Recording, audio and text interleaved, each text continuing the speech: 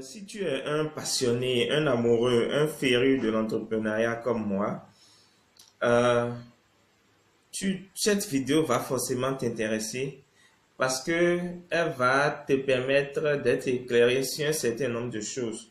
Je lis souvent sur les forums, dans les groupes WhatsApp, Facebook et sur d'autres réseaux sociaux un certain nombre d'aberrations, un certain nombre d'abus de langage, un certain nombre de choses que les gens disent qui ne sont pas forcément vraies.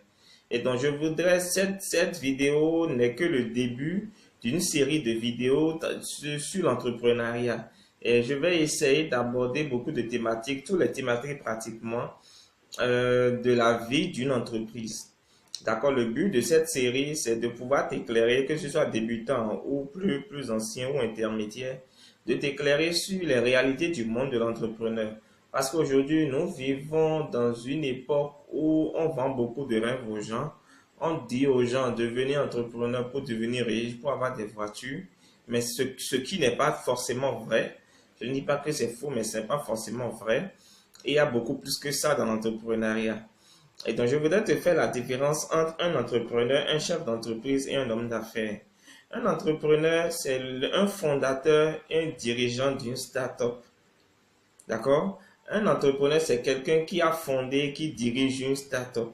Un chef d'entreprise, comme son nom l'indique, c'est le chef d'une entreprise. C'est un manager. C'est quelqu'un qu'on nomme à la tête d'une entreprise. Ce n'est pas lui qui a créé l'entreprise forcément. C'est d'ailleurs pas lui qui a créé l'entreprise. C'est pas lui qui crée l'entreprise. Mais c'est lui, après avoir créé l'entreprise, l'entrepreneur le nomme à la tête de l'entreprise pour diriger l'entreprise. Donc, un chef d'entreprise est en d'autres termes un manager. Quelqu'un qui gère l'entreprise au quotidien, quelqu'un qui gère l'entreprise du point de vue des résultats, quelqu'un qui gère l'entreprise du point de vue des procédures, quelqu'un qui gère l'entreprise du point de vue de tout ce qui est management, chiffres, gestion des ressources humaines, comptabilité, paye, procédures, qui met des manuels de procédures. Donc, quelqu'un qui gère l'entreprise au quotidien. D'accord? Et donc, le fondateur se détache de ça, lui confie ça. Il gère l'entreprise, il fait des comptes rendus. Et donc, il est aussi un salarié de l'entreprise. Ensuite, un homme d'affaires, ce n'est ni un entrepreneur, ni un chef d'entreprise. C'est c'est un investisseur. Donc, c'est quelqu'un qui a pu amasser assez d'argent ou un peu d'argent et qui investit dans des startups. Un homme d'affaires n'investit pas dans des sociétés en général. Alors, c'est quoi une entreprise? Une entreprise ou pas une entreprise, c'est quoi une startup? Une startup, la caractéristique de tous les startups, le dénominateur commun de tous les startups, c'est qu'ils sont à la recherche de leur business model. Une startup, ce qui caractérise fondamentalement une startup, c'est la recherche du business model. Tant qu'une entreprise n'a pas un business model sûr et clair, elle demeure une start-up. Il y a de grandes et de petites start-up. Ce n'est pas la taille qui compte, c'est la recherche du business model. À partir du moment où vous avez un business model clair, à partir du moment où vous avez des sources, donc quand je parle de business model clair, ça veut dire que vous avez maintenant des sources de revenus fixes et stables. Vous avez des sources de revenus de façon permanente, sûre et stable. À partir de ce moment, vous quittez le stade de start-up pour passer au stade de société. Et donc, la différence entre une société et une start-up, c'est le business model. Une startup n'a pas de business model, elle est à la recherche de son business model. Une société en a. À la phase de startup, généralement, on teste tout. On fait beaucoup de choses jusqu'à trouver le juste milieu, jusqu'à trouver ce qui vous convient, jusqu'à trouver ce qui fait votre différence, ce qui fait votre marque de fabrique, ce qui constitue votre ingéniosité, votre innovation, ce qui peut constituer votre propre business model à vous. Ça, c'est la phase de startup. Généralement, elle dure 3 ans. Si après 3 ans, vous n'arrivez pas à avoir un business model clair, je parle de la généralité. Si après 3 ans, vous n'arrivez pas à avoir un business model clair, sûr et concis, alors changez de domaine, changez de métier. Peut-être que ce n'est pas fait pour vous l'entrepreneuriat. Mais lorsque vous avez un business model sûr et clair, vous passez maintenant de start-up à société. Et quand vous devenez une société, tout change.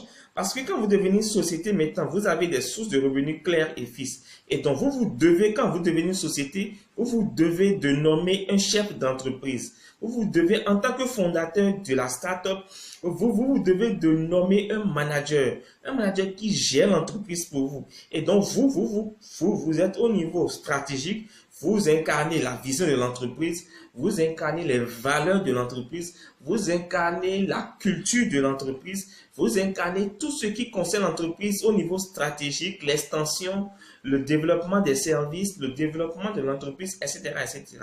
Donc, vous êtes beaucoup plus dans le rôle du leader et vous nommez un manager qui devient un chef d'entreprise et qui a un statut de salarié dans votre entreprise. D'accord? Ça veut dire que là, vous avez maintenant un business model sûr et clair. C'est quand les gens deviennent par exemple sociétés qui peuvent vendre leur entreprise et bénéficier des revenus, aller créer une autre start-up. D'accord? Figurez-vous par exemple que Facebook a passé 8 ans au stade de start-up. Facebook a passé 8 ans à chercher son business model. Facebook n'avait pas de business model au départ. Elle ne savait pas ce qu'elle allait vendre. Alors, vous allez me demander, mais comment elle fonctionnait? Facebook fonctionnait de levée de fonds. Facebook arrivait à lever de fonds régulièrement. C'est ça qui lui a permis de tenir 8 ans durant. Et c'est après 8 ans qu'ils ont su maintenant développer un business model autour de la publicité, entre autres.